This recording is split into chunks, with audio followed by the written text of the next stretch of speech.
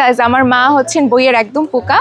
So আমার মা হচ্ছে আমাকে এই বছর শর্তই দিয়ে রাখছেন যে তুমি হচ্ছে 10,000 টাকা বাজেট করবো আমার জন্য, আমি শুধু 10,000 টাকার বই কিনবো। আমার আজকে ফার্স্ট ডে বইমেলাতে, শুটিংয়ের প্রেশারে আসলে ওরকম আসলে বের হওয়া হয়নি, তো আজকে প্রথম আসলাম, মাত্রই শুরু করলাম, ভালো লাগছে। অলরেডি অনেকগুলো বই দেখেছি, আরও কিছু কিনবো, এতগুলো জমাচ্ছি। সো আজকে অনেক বড় একটা প্রিপারেশন নিয়ে আসছি, প্ল্যান করে আসছি যে অনেকগুলো বই কিনে নিয়ে যাবো এখান থেকে।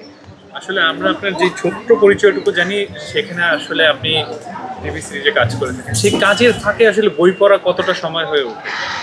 আসলে সত্যি বলতে যে খুব একটা সময় পাওয়া যায় তা কিন্তু না, কিন্তু এটা এটা একটা ভালো লাগার খোরাক।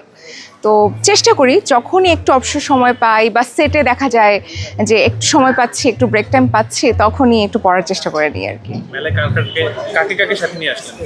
ফ্যামিলি, পুরোটাই ফ্যামিলি নিয়ে আসছি, কাজ আমার মা হচ্ছেন বইয়ের একদম পোকা। সো আমার মা হচ্ছে আমাকে এই বছর শর্তই দিয়ে রাখছেন যে তুমি হচ্ছে 10,000 টাকা বাজেট করবো আমার জন্য, আমি শুধু 10,000 টাকার বই কিনবো, মানে এটা শুধু তার বাজেট।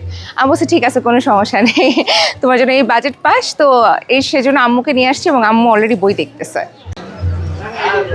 ছোটবেলায় আসলে এই যে মার হাত ধরে মেলায় আসা, এখনকার সাথে আসলে কতটা পরিবর্তন?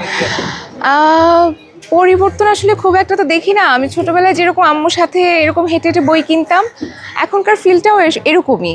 আম্মু এখনও আমাকে বলে যে অমুক রাইটারের বই নাও, এই গল্পটা নাও, এটা অনেক ভালো হবে। তো এখনও একই ফিল পাই, যে খুব মজা লাগছে যে আমি রোজার অবস্থায় আসছি, বাট স্টিল খুব ভালো লাগছে।